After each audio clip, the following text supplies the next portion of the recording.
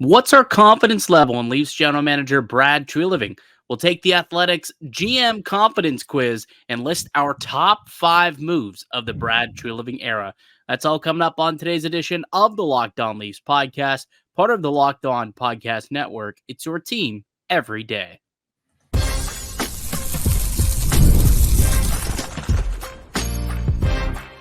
You're Locked On Maple Leafs, your daily podcast on the Toronto Maple Leafs.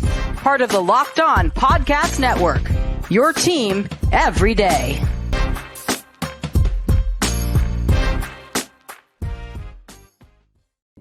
Hello and welcome into the Locked On Leafs podcast, a daily Maple Leaf-centric podcast hosted by myself, Mike DiStefano, and my co-host, Dave Morassutti. Today's episode is brought to you by FanDuel. Make every moment more as playoffs wind down. The sport stops sporting like we want them to. This summer, FanDuel is hooking up all customers with a boost or a bonus daily. That's right. There's something for everyone every day, all summer long.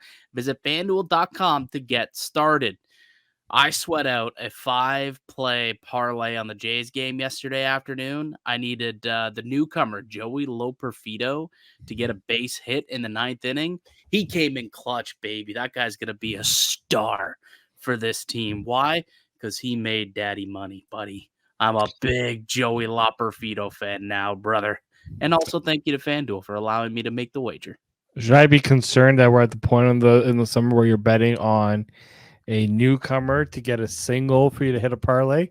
No, I mean, I was just excited about the guys. I threw him in there. I just had Loperfido to get a hit. Like, come on. The newcomer's on the team. He's going to want to make a good first impression. Let's get him a hit. And, well, he went 0 for 4 with 2 strikeouts in his first 4 at-bats and then ended up getting a knock in the 9th inning when the game was already good and done. But, hey, worked out for me, brother. So, yeah, you can make any wager over on FanDuel. Great sponsor, great partner here of the Locked On Leafs podcast. Actually, I was taking a look. They've now got the NHL futures market up and available that you guys can check out too. Maybe in the next week or two, we could take a look at where the Maple Leafs stand in accordance to the sports books and where they think they're going to land. We could do that in a little bit. But for today, Dave, we do this every year, so it's almost like an annual show where we take a look at the Athletics GM confidence survey, and we take it from the Maple Leafs perspective, and, well, how much confidence do we have in the Leafs general manager? For a while, we were doing it about Kyle Dubas, and then last year, we didn't have much to go off of, right? Because he was really only a couple of weeks into the job, really like 6 weeks into the job by the time we had a chance to sit down and do the confidence test. And now we've got a full season. We've got 2 off seasons of knowledge of how Brad Treliving likes to operate. So I'm excited. I think we got a lot more to base our answers off of this year than we did last year. I do. And it's all, having more time on the job, really understanding what things this team needs, I think really has helped Brad Treliving kind of navigate, right? Him coming too late to the game didn't exactly help in all that matters. I don't know many teams that are getting a general manager in place a few weeks before the draft and free agency. So I think it was kind of understood last year that he was kind of working on the fly a little bit. Now, I think there's like fewer excuses, but for him, it's like, okay, a little more of a direct, he knows what he needed to do. Yeah, absolutely. So we're going to do the ranking, and then afterward, we're going to go through our top 5 moves in the Brad Treliving era. So stay tuned for that listing that's going to come a little bit later on the show. But why don't we pull it up? Let's get right to it. The GM confidence test brought to you by our good friends at The Athletic, who, hey, we love The Athletic. They give us lots of content to get into nowadays, especially in the summer. So we like to do this every single year. So how confident are you in each NHL team's front office? Have your say in a fan survey. So if we scroll down, you can do it for all 32 teams if you really want to, or you could just do it from a Maple Leafs perspective. So we're going to click single team survey, and we're going to do it from a Maple Leafs perspective. So which team do we cheer for? Sadly, the Maple Leafs. How is it that you and I both know that it was sadly?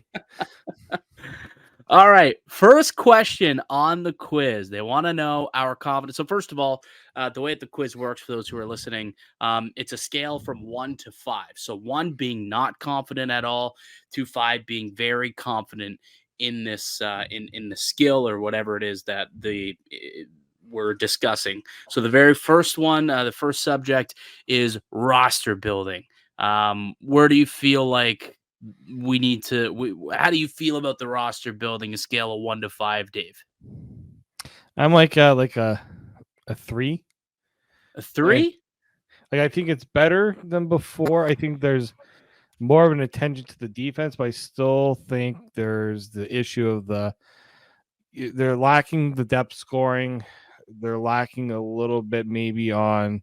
They got Chris Tanner, which is good, but I think Mhm. depth wise on the blue line could be a little concerning, especially if Hakanpää isn't in the fold. Oh, I disagree. I think they've got good depth. I mean, look, they're top 6 players. You've got what, Riley and Tanev, right?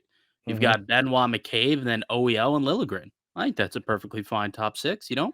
Well, no, it's more so when injuries happen. Who's the 7th? Who's the 8th guy? After that. Okay, I see Yeah. what you're saying. Yeah, no, that's fair. There's definitely a bit of a void and a drop off, I suppose, once you get through the top 6. An injury, yeah, it's likely to happen. I was gonna give him a 4 though, and I think why I want to give him a 4 as opposed to a 3 is because I think that you look at the depth necessarily isn't there in how you want it, but I think it's a very well balanced team, which is kind of something that we haven't had here in Toronto a lot, right? Where you look at size, skill, and toughness, a little bit of grit, a little bit of nastiness added to it. So for me, I think you look at what they're building. I think they're building an identity at the very least. And I think that at least is why I believe it should be a 4 rather than a 3. But if you want to go 3, it's up to you. Well, I can be convinced to give it a 4. I'm more confident in the team this year than I was last year. Yeah. So let's go with 4. Let's give it a 4. I think he's doing a good job.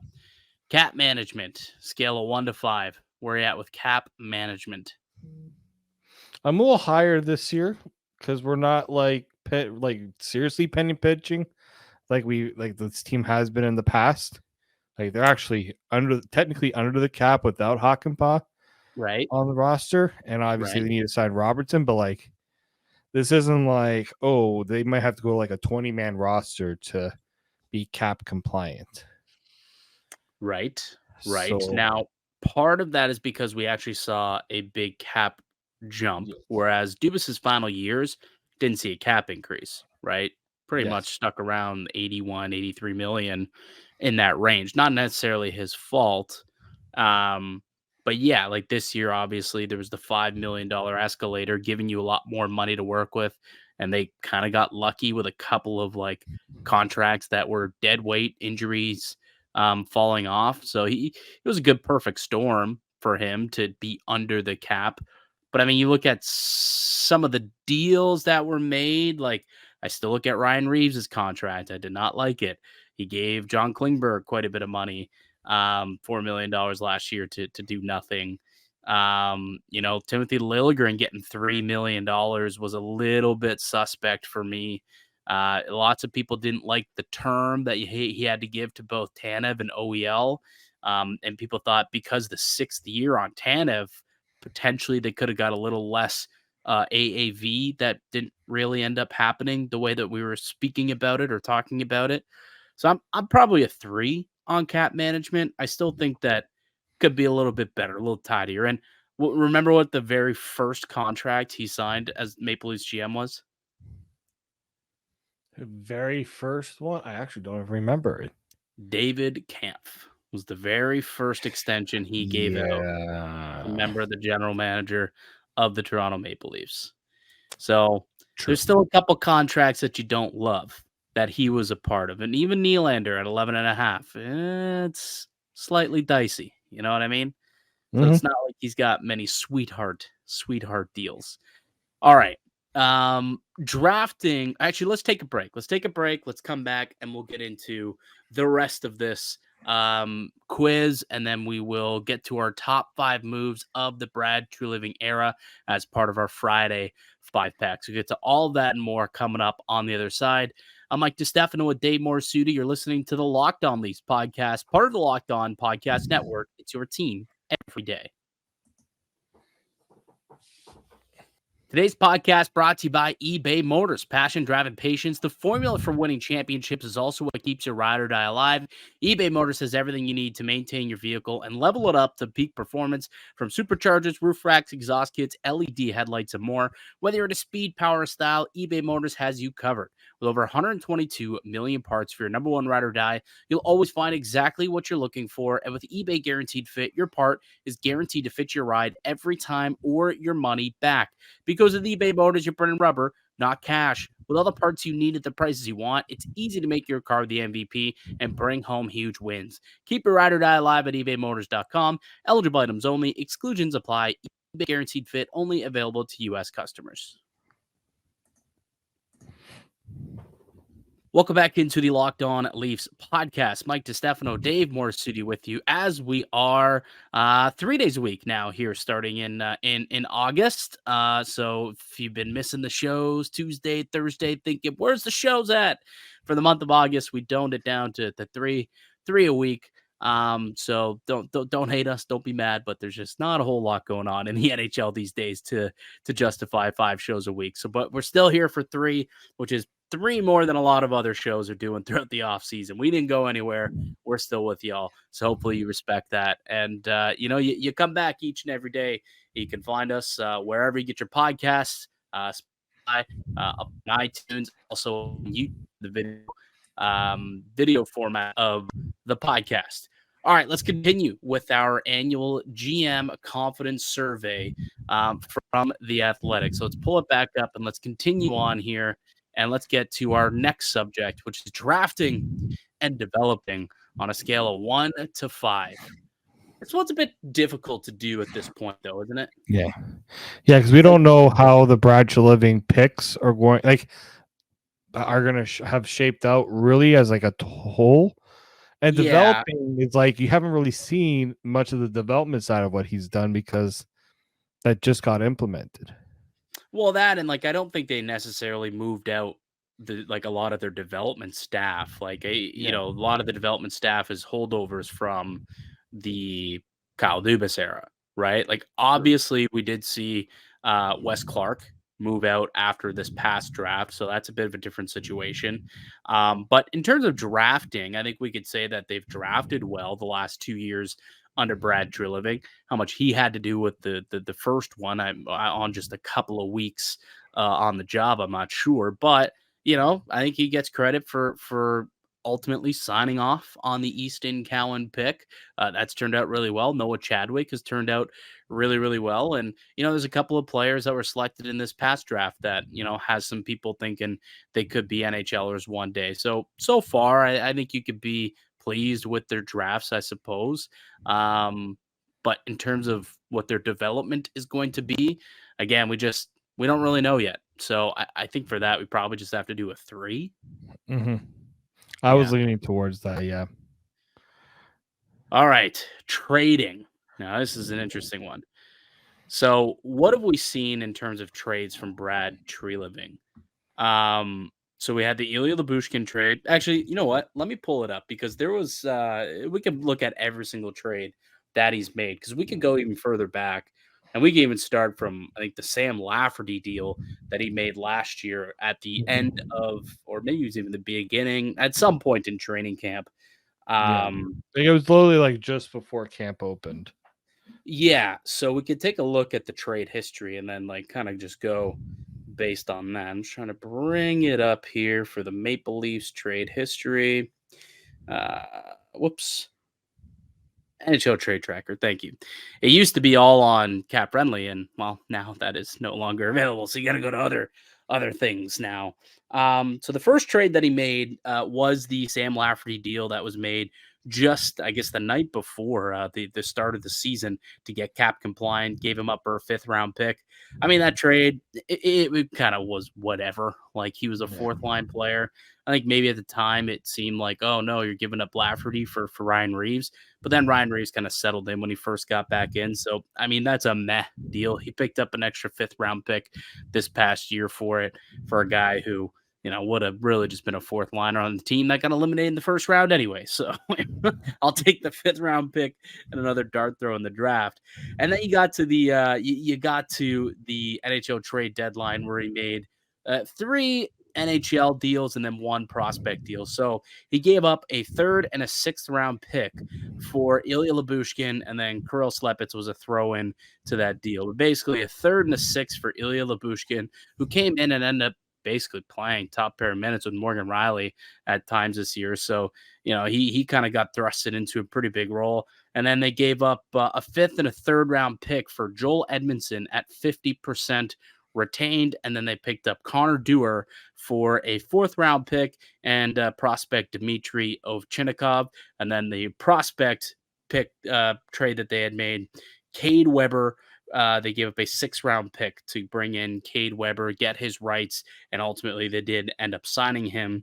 And then we did see the trade at the draft where they traded down from 23 to 30, gave up, a couple of decent players. Jan Solberg ended up going with that pick.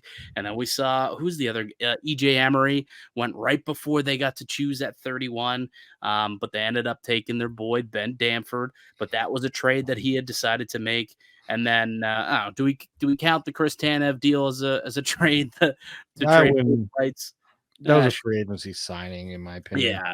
Yeah, more of a free agency signing, I suppose. And then there was also the deal they picked up an extra 7th round pick and then moved to 2025 for a 2nd rounder to give them a draft pick in the top 2 rounds for next year's draft. So those are all the moves that Brad Treliving has made as a general manager of the Toronto Maple Leafs. I think he did well for the trades he did. I didn't think he gave up a whole lot, a couple of draft picks, nothing of significance, I suppose. But he also didn't make a massive splash, like really just kind of tinkered around the edges here. That's why, at best it's a 3, but it could be a 2 just because he didn't do anything substantial. But did you want him to do something substantial? Yeah, I think we wanted him to get Chris Tanev. He eventually did. Right. We wanted him to get Chris Tanev at the trade. We wanted him to really go out and get a top 4, top pairing defenseman, and he came up with Ilya Lyubushkin. And Joel Edmondson, but yeah. Nothing like those. Again, those were all right, we're gonna play it safe rather than we want to compete. Okay, so you want to give it a. So here's the thing, though. I don't want to give it a 2. I would like to give it a 3 because it's not necessarily what's your confidence in just the 2 years of vacuum. It's really as a whole.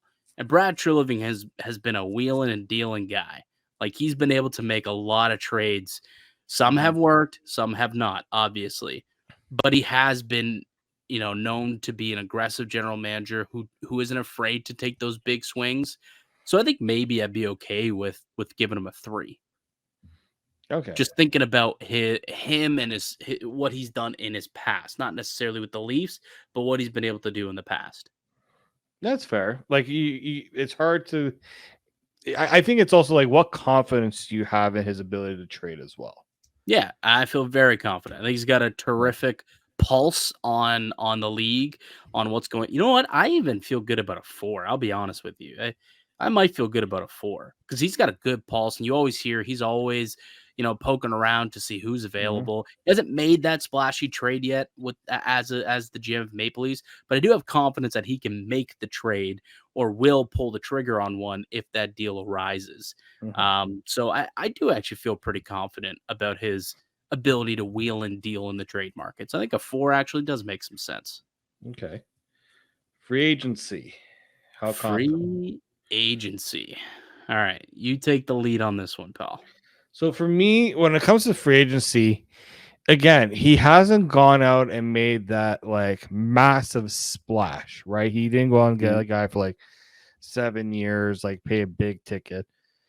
But he also has gotten some pretty good value deals. Like we look at the Domi deal, the Bertuzzi deal.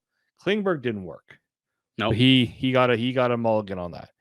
Reeves, we agree that one was a bit of a over buy on a guy that brought in something that the team needed, but overpaid for it.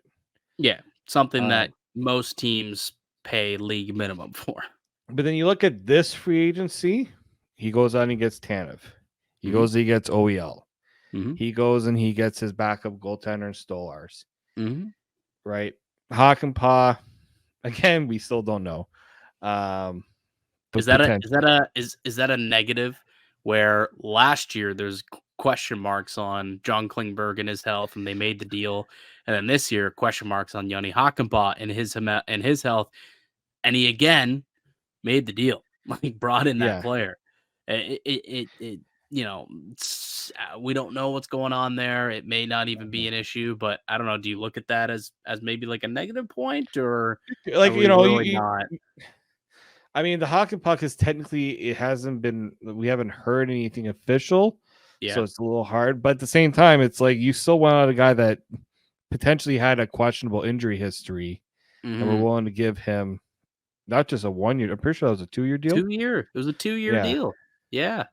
So if it was 1 year league minimum, okay, sure. 1 year, 1 million. Okay. Yep. We'll see if that knee holds up. But he's willing to give him 2 years. And then all of a sudden it's like, this guy might not ever play hockey again. And then it's like, oh, is this contract not going through anymore? Is it happening? I'm still very confused. I can't wait till training camp or at some point when Treliving gets to speak and we get to ask him, or someone gets to ask him what the hell's going on with this Hakanpää situation, and then we can get some clarity on it. But in terms of what we want to give him, I'm in like in the 3 range again for feeling him. in the 3s. Yeah, I think that's appropriate. He's had some swings, he's had some good ones, he's had some misses. So even like Bertuzzi it was decent, right? Like it didn't necessarily work out as well as it could have, or we thought it would. So I think it's been pretty even keel. He's had just as many whiffs as he has had successful signings to this point. It's like a 3 is fair. What's next? Vision. The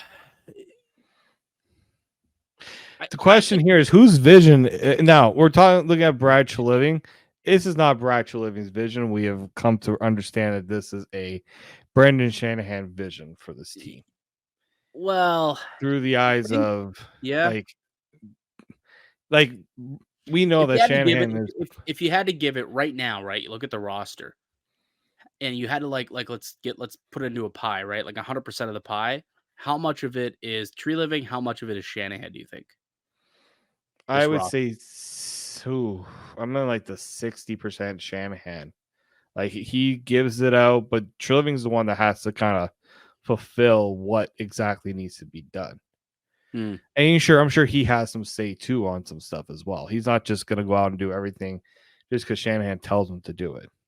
Yeah, I think there's been quite a bit of turnover though in the last 2 years, slightly away from like what that Shanahan plan was. That said, I mean the Shanahan plan was like all 4 we can and we will, and all 4 are still there, the big 4. So yeah, exactly. I guess that still is very much the DNA of this team. So in that aspect, yeah, it is that vision. But I do think that Treliving came in and he's identified, okay, this is what's wrong with the team. This is what we need to insulate. This is my vision for creating an identity for this team. We'll see if it works, I guess. But I think that he does have the right vision. But you're right. We do have to question, is he allowed to does he have autonomy on his own vision? And that's the question that we really don't know. And that's why I'm not as confident, because I don't know we know what the vision is, but are we confident that they can pull it off without making the changes that we think this team has been needing to make the last few years? So you want to give this a 2? I do. Okay. Okay, because there's so many questions. Like even with the Marner situation, the Tavares situation. Yeah, I mean, does the vision include Mitch or does it not include Mitch? It is kind of murky because that like a Leafs team going forward with Marner and a Leafs team going forward without Marner are two different teams, very different teams, obviously. Yeah. So yeah, it's I don't know. I'm not sure if they know what the vision is at this point fully. Like, what does this team look like in 3 years? Yeah. With and without, like the Marner decision vastly changes that. So yeah, I think a 2 is appropriate. How has our confidence in this team's front office changed in the last year? Ah, see, this is where it's difficult because like we didn't really have much To go with last year. So like I guess I don't know. Do you feel more confident based on like the signings that they've made? Like how different maybe the signings are, the fact that they put some money onto the back end and they're balancing it out. They're adding some guys who got a little bit of bite size toughness.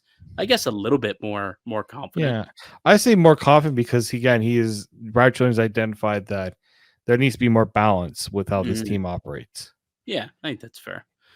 All right. Is that the end of the quiz or is there a We have next? What does that do? I think it'll be any personal comments.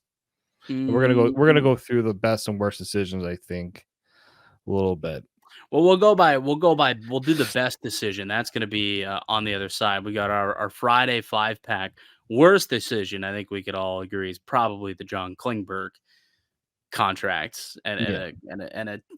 a 1B, I suppose, could be Ryan Reeves. Although he played decent towards the end of the Mhm. year, that's a 3-year contract at 1.3 million. Yikes. Still not very good. So I would say in terms of worst decisions, those two would probably be there. What have the best decisions been made by this general manager? I'm glad you asked because we're going to get to that on the other side with our Friday 5-pack. I'm Mike DiStefano with Dave Morassutti. You're listening to the Locked On Leafs podcast, part of the Locked On Podcast Network. It's your team every day. Today's episode is brought by FanDuel. I love sports. I love them so much. I never want them to stop. But as far as playoffs wind down, we get fewer games, and the sports aren't sports and like I want them to. FanDuel lets me keep the sports going whenever I want. All I got to do is open up the app, dream up of any bets when I'm in the mood. I was just looking the other day. They've now got the NHL futures market up and available to bet on over on FanDuel. And this summer, FanDuel is hooking up all customers with a boost or a bonus daily. That's right. There's something for everyone every day, all summer long. So head over to FanDuel.com. Start making the most of your summer. FanDuel, the official sports betting partner of the Locked On Network. Welcome back into the Locked On podcast. Mike DiStefano, Dave Morassutti with you. And all right, so we've gone through and we've done our confidence survey. It's safe to say we're more confident with the team under Brad Treliving and what he's been able to do with the squad over the last couple of years than maybe what the last few years of the Kyle Dubas era gave us. So we're trending in a positive direction, I suppose.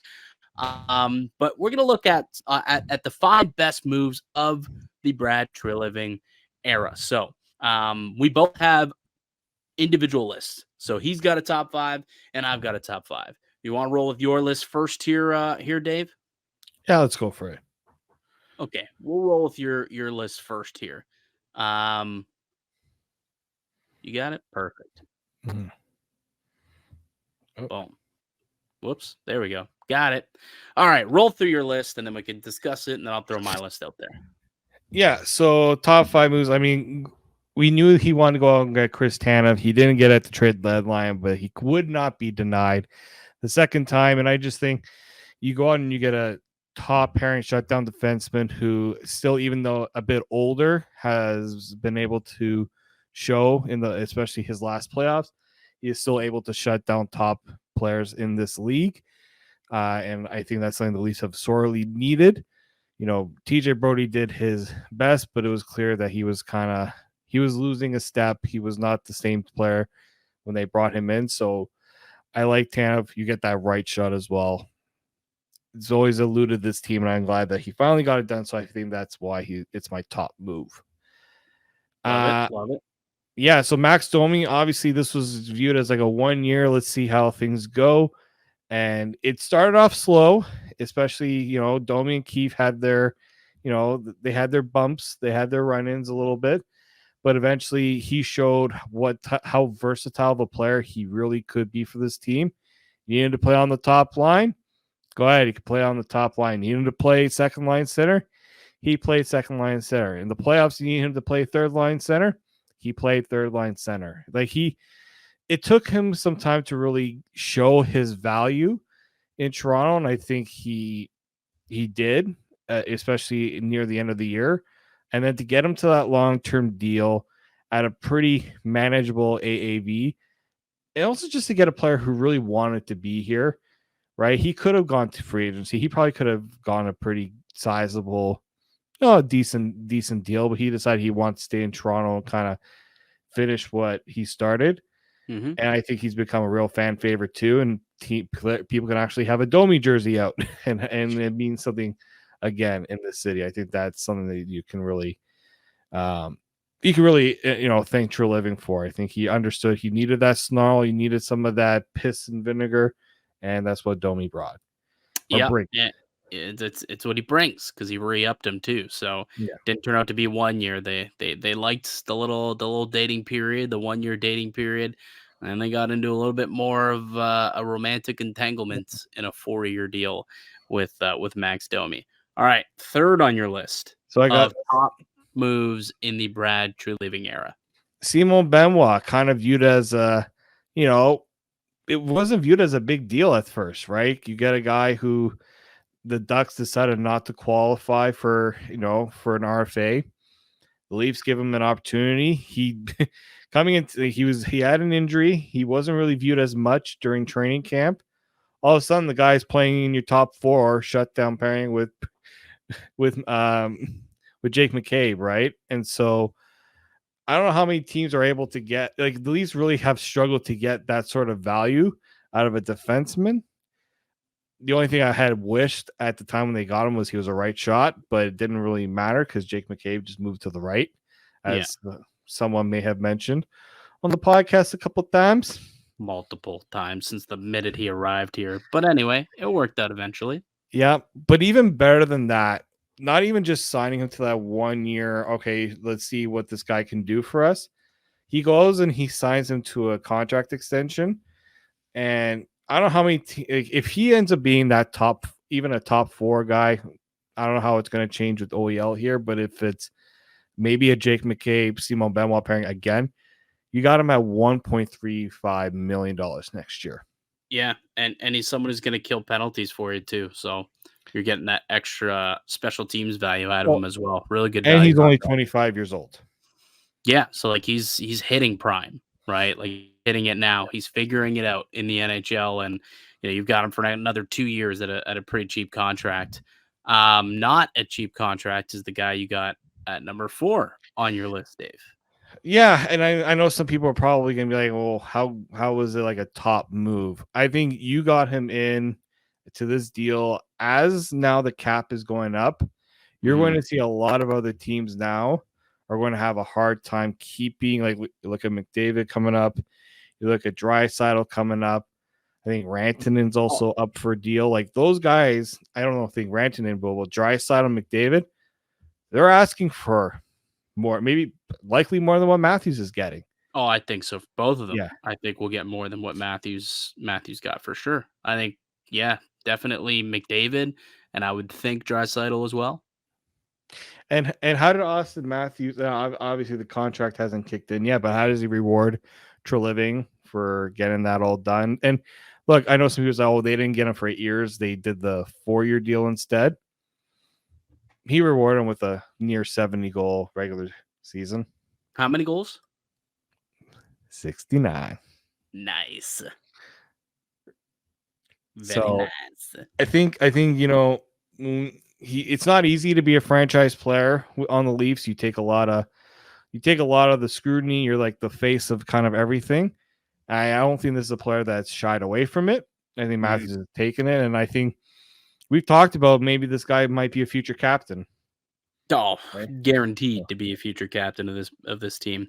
All right, last on your list, your fifth best move of the Brad Treliving era is Bobby McMahon. Best move was not putting this damn guy on waivers when we thought he was going to be put on waivers. yeah, that was a good call, and then also signing him to a decent contract as well, 2-year Another extension. again, if at best he becomes your third line winger, Steal. you've got him at a pretty reasonable $1.5 million cap hit. Very reasonable for your third Oh, line. sorry, 1.35. Even better. Him and Benoit have the same contract, right? I think almost pretty much identical contracts, right? Yeah. And again, it's only 2 years, but these are the 2 years you need guys like this to be, and like third, even if he's third line, you can what some third liners are getting right now. If we saw what we saw from Bobby McMahon throughout the year, he is so far going to exceed that 1.35. Yeah, absolutely. Absolutely, he will. All right, so to recap Dave's list of the top 5 moves in the Brad Treliving era, he's got Chris Tanev's deal as number 1, Max Domi at number 2, signing Simon Benoit as the third best move of the era, and then Austin Matthews' monster extension comes in as the fourth best move, which is low as hell, and I'll explain why in a moment. And then Bobby McMahon comes in as the fifth best move in the Brad Treliving era. So we've got a couple different ones on my list. So I'll bring up my list now, and I'll let you know why I did what I did.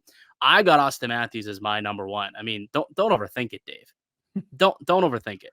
The best move was getting Austin Matthews locked in, because what happens if that doesn't happen? He's a free agent this year. Right? We're having the same Matthews and Marner conversation. Exactly. So not a fun conversation. That would not have been great if he would have walked as a free agent. So getting Austin Matthews signed and then having him go out and have the year that he did was just a little cherry on top. But you've got this guy now locked in for, at the time, you had him locked in for 5 years. Now it's 4 more additional at this point. But you got him at a decent number at 13.25. You got him at that cap. The cap percentage in between McKinnon and in between where you ended up having Connor McDavid. So it was smack dab in the middle, exactly where you thought it would be. And some people even believe that he left a little money on the table. Probably could have got 13.5, and he decided, at least can keep that extra $250,000, and maybe they could put that elsewhere and, get us some depth at some point. Maybe put that towards Willie's contract, apparently.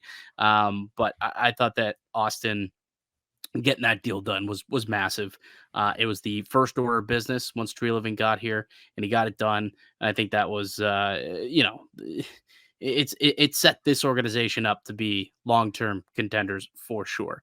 Next, drafting Easton Cowan. I mean, whether or not you want to say that he deserves all the credit for it, he's going to get credit for it, right? 10 years down the line, you're going to look, you're going to say, oh, Treliving was the general manager in that draft class, right? Like, we don't necessarily, when we talk about teams that draft well or GMs that draft well, we don't talk about the individual scouts. We always talk about the guy up at the top, and that was Brad Treliving. So he'll get the credit for drafting Easton Cowan, the guy who at the time everyone looked at and said, I don't know. This is a big, massive reach. He's barely a second rounder. Cowan from reach to OHL MVP in one season. Guy almost broke a record in the Ontario Hockey League for consecutive points in a game. He deserves a lot of credit for allowing his staff to go out on a limb and take a guy like Easton Cowan, where everyone else thought that he should not have been there. He saw the vision. He believed in the staff, and Easton Cowan is now a Toronto Maple Leaf and possibly going to captain Team Canada at the World Juniors. He's played really well from what I've read and heard at the World Junior Summer Showcase over this week. So Easton Cowan, to me, that's the number 2 best move that he's made and could definitely help this team many, many years down the road. 3, Craig Berube. You didn't even think about the coach? Did you not even have that pop into your mind, or you just?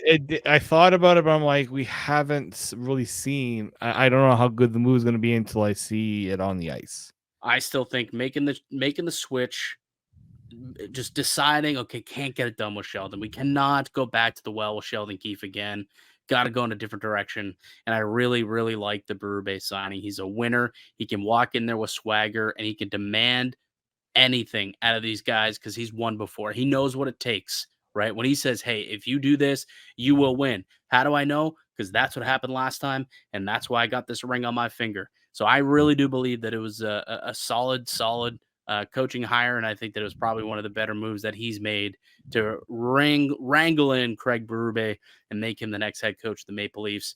Next up, I had Chris Tanev in that signing as my number 4 best deal of the Brad Treliving era.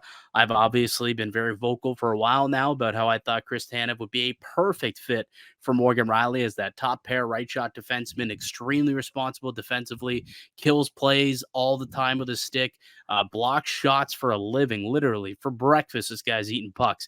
Breakfast, lunch, and dinner, for Pete's sake.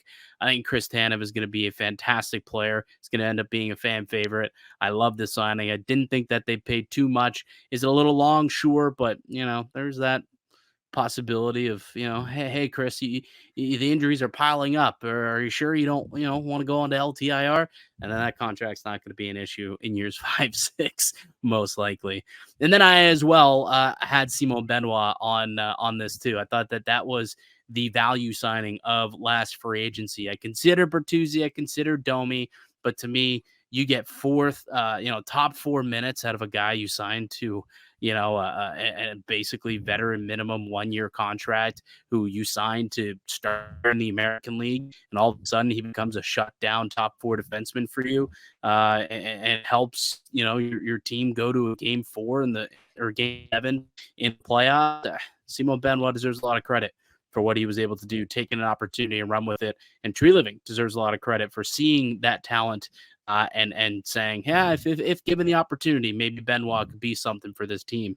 And he did. And he also rewarded him with a great extension that I think will benefit the Maple Leafs truly at 1.335 for a guy who can play on your second pair. He's going to give you special teams value. At worst, he's your shutdown third pair guy. Thought that was a tremendous pickup and re-sign extension for Treliving when it comes to Simon Benoit. So that's my top 5 moves in the Treliving era. Austin Matthews, number 1. Easton Cowan being drafted at number 2. The hiring of Craig Berube. The signing of Chris Tanev. And then the signing and extending of Simon Benoit. Your thoughts, Dave?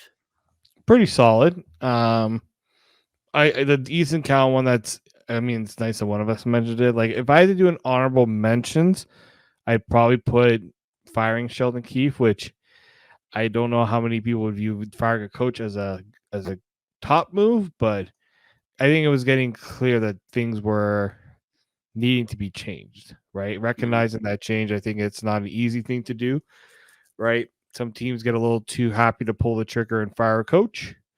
Brad Treliving's usually not that guy when it didn't seem like it at first because he didn't do it right away.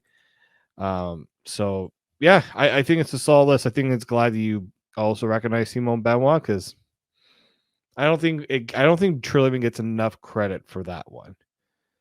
Yeah, he should get a lot of credit. That was a great signing, and he clearly felt that too, which is why he extended him. He's like, let's keep this guy around for a couple more years, see what he can grow into.